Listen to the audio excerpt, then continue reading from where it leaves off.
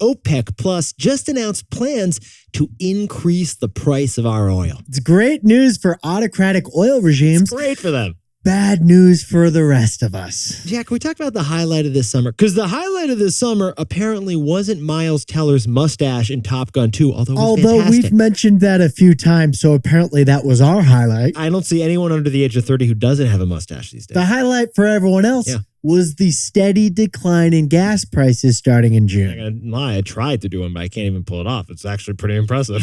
Yetis, for 3 straight months, the gas price in this country fell. And your budget was loving every minute of it. But all of us spending less at the pump, that was bad news for Saudi Arabia and Russia. And it was bad news for the 22 other mostly autocratic regimes in OPEC Plus. OPEC Plus, not a streaming network. No, it is not. It's a cartel that tries to control the global oil market. Yeah, you remember it used to be called OPEC, but then they added the plus because they decided to add Russia and others. And now OPEC Plus, they want to make more money. Yeah, so what are they doing, Jack? So they announced yesterday they're cutting production big time. A lot of time, really huge. They're pulling out less oil from Mother Earth. Now, Yetis, we know what you're thinking. Okay, how huge is this change? OPEC changes oil production every other month or so. Why is this such a big deal? OPEC Plus said yesterday they're going to pump 2 million fewer barrels of oil per day. Yeah, that is roughly 2% of the global oil supply.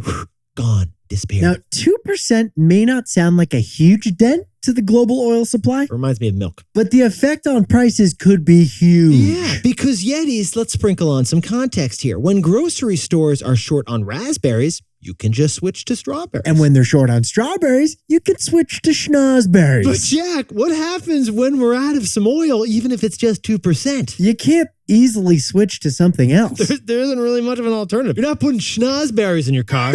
That's why a 2% cut in oil leaves the world scrambling, and that can drive up the price. And that is why OPEC cutting oil supplies like this is such a brazen move to increase oil prices. And for OPEC Plus, it worked. Yeah, the price of oil rose 5% leading up to the meeting, just leading up to this meeting. And it jumped another 2% yesterday on the news, and the reduction doesn't even start until November. And those higher oil prices, you're going to feel them. They're going to eventually trickle down to the gas pump. So, Jack, what's the takeaway for all of our buddies who really depend on oil, which is all of our buddies? Oil is a daily tax levied on Americans by Saudi Arabia and Russia. Yetis, the key reason the U.S. has been an ally to Saudi Arabia, it's oil. It's just oil. We buy a lot of oil from them. That's why. But now, Saudi Arabia is siding with Russia. They are. Because they both export oil and they have that common interest. And one of the most important variables in whether or not we face a recession, it isn't in Washington, D.C. It's completely out of our control. It's 7,000 miles away in Riyadh and Moscow. So the way we see it, OPEC's move means higher gas prices, which are basically a tax on every American consumer.